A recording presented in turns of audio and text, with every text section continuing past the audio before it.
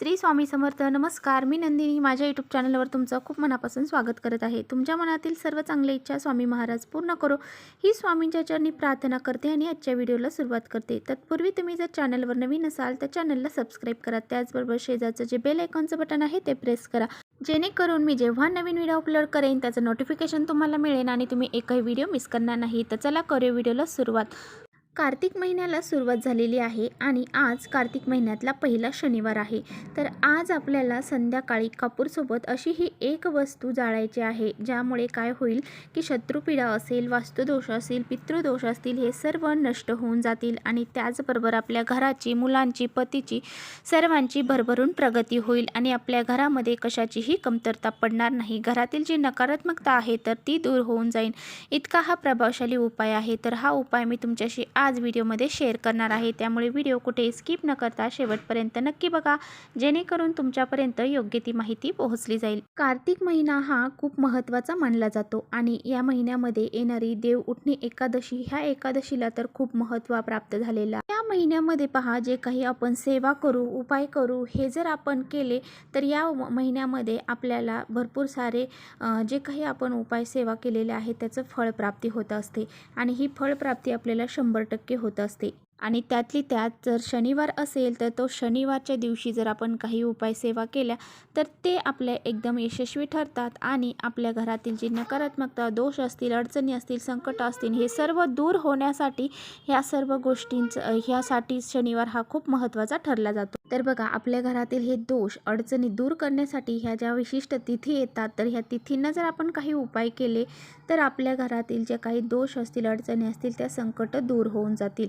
तर त्यामुळेच बघा, शनिवार आहे आज आणि आज आपल्याला संध्याकाळी हा प्रभावशाली उपाय करायचा आहे. आता बघा, आपल्या घरामध्ये वास्तुदोष असतो. तो हा वास्तुदोष का होतो तर आपण काही वेळेस घरामध्ये काही शब्द उच्चारतो, काही वाईट शब्द बोलतो, तर हे वाईट शब्द जे आहे तर ती नकारात्मक स्वरूपामध्ये आपल्या घरामध्ये साठले जातात आणि त्यामुळे आपल्या घराला काही दोष लागले जातात आणि त्याचा परिणाम आपल्या घरातल्या व्यक्तींवर होतो आणि आपल्या घरातल्या व्यक्तींचा स्वभावामध्ये बदल झालेला आपल्याला जाणवतो.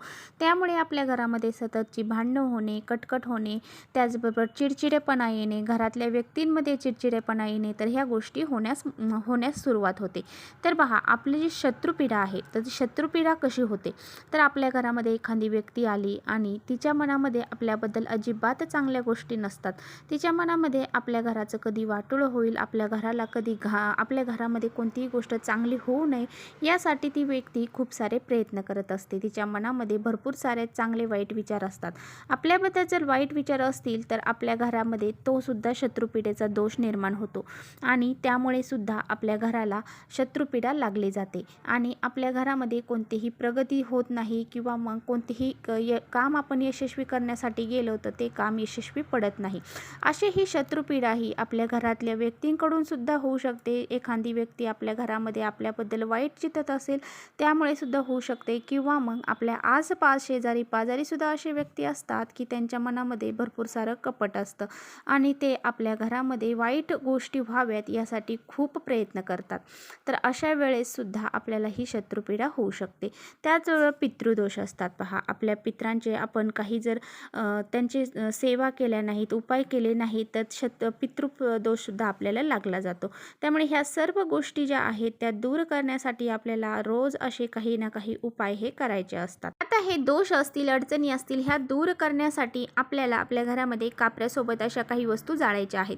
तर आपल्या सर्वांनाच माहीत आहे कापूर हा किती सकारात्मक ऊर्जा प्रदान करत असतो. कापरामध्ये नकारात्मकता शोषून घेण्याची खूप प्रमाणामध्ये शक्ती असते. त्यामुळे कापूर आपण भीमसेनी जर वापरला तर खूप म्हणजे भीमसेनी कापराचा उपयोग हा खूप मोठ्या प्रमाणामध्ये असतो. त्या कापरामध्ये नकारात्मकता शोषून घेण्याचं काम खूप असतं. तर तो कापूर जो आहे तर तो वनस्पतीपासून तयार केलेला असतो आणि त्याच्यामध्ये भरपूर सारे गुणधर्म असतात.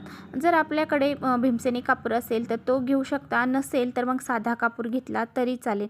तर आपल्याला 3-4 कापराच्या वड्या घ्यायच्या आहेत. आता पहा, हा कापूर आपल्याला एखाद्या वाटीमध्ये घ्यायचा आहे किंवा मग एखादी पंती असेल तर त्या पंतीमध्ये घ्या आणि त्याचबरोबर आपल्याला एक गौरी घ्यायची आहे, म्हणजे शेण वाळून जी तयार होते ती गौरी आपल्याला घ्यायची आहे. आता बघा, ही जी छोटीशी गौरी आहे त्यावरती आपल्याला कापूर ठेवायचा आहे आणि तो प्रज्वलित करून आपल्या पूर्ण घरामध्ये फिरवायचा आहे. तर आपल्याला शक्य असेल तसं आपल्याला आपल्या पूर्ण घरामध्ये तो फिरवायचा आहे. तर पहा, गाईच्या गौरीचा हा आपल्याला उपाय करायचा आहे. तर ही गाईची गौरी जी आहे ती आपल्याला पूर्ण जर जळत नसेल तर मग त्यामध्ये थोडासा तूप आपल्याला टाकायचं आणि हा कापूर लावायचा आणि आपल्या घरामध्ये पूर्ण फिरवायचे आहे. तर पहा, आपल्याला सर्वांना माहीत आहे गाईच्या प्रत्येक गोष्टीचा उपाय आपण करत असतो. तर गाईची ही शेणापासून बनलेली जी गौरी आहे तर ह्या पंचगव्याचा आपण उपाय करायचा आहे. तर हे सर्व आपल्याला घेऊन पूर्ण घरामध्ये म्हणजे कोणताही कोपरा सोडायचा नाही, फिरवायचा आहे. याचा धूर आपल्या प्रत्येक खोलीमध्ये, प्रत्येक वरवंड्यामध्ये, त्याचबरोबर गॅलरीमध्ये सगळ्या ठिकाणी आपल्याला फिरवायचा आहे. किचन, हॉल, बेडरूम या सर्व ठिकाणी, फक्त आपल्याला टॉयलेट आणि बाथरूम सोडून बाकी सर्व ठिकाणी हा धूर फिरवायचा. आता बघा, आपल्या घराला ह्या सर्व गोष्टीतून मुक्त करण्यासाठी आपल्याला हा प्रभावशाली उपाय आज संध्याकाळी करायचा आहे. तर हा उपाय करत असताना जर आपल्याला शत्रुपीडा असेल तर आपल्या घरामध्ये प्रगती होत नाही. तर ही प्रगती आपली होण्यासाठी आपल्याला हा उपाय करायचा आहे. आपल्या घरामध्ये वास्तुदोष असेल तर आपल्या घरामध्ये आपल्याला कंटाळवाणं वाटतं, आपल्या घरामध्ये कटकटी होतात, भांडणे होतात आणि आपल्याला आपल्या घरामध्ये राहूशी वाटत नाही. पण आपण दुसऱ्याच्या घरी गेलो की आपल्याला आनंदी वाटतं.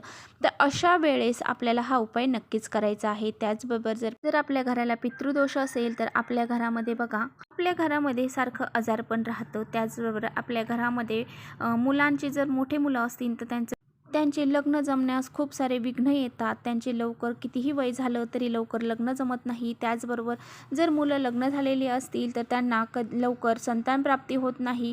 अशा बऱ्याचशा समस्या ह्या पितृदोषामुळे निर्माण होतात. पितृदोष हा अत्यंत प्रखर असतो आणि त्या पितृदोषातून सुटका होण्यासाठी जर आपण अशा विशिष्ट तिथींना उपाय केले तर आपले हे सर्व गोष्टी दूर होऊन जातात. तर अशा प्रकारे आपल्याला अगदी साधा आणि सोपा उपाय आज संध्याकाळी करायचा आहे. तर प्रत्येकाने आज हा उपाय करायला अजिबात विसरायचं नाही. तर चला, करते इथेच व्हिडिओचा एंड. व्हिडिओ आवडला असेल तर नक्की लाईक करा. चॅनलवर नवीन असाल तर चॅनलला सबस्क्राईब करा. परत भेटूया अशा छानशा व्हिडिओ सोबत. तोपर्यंत श्री स्वामी समर्थ.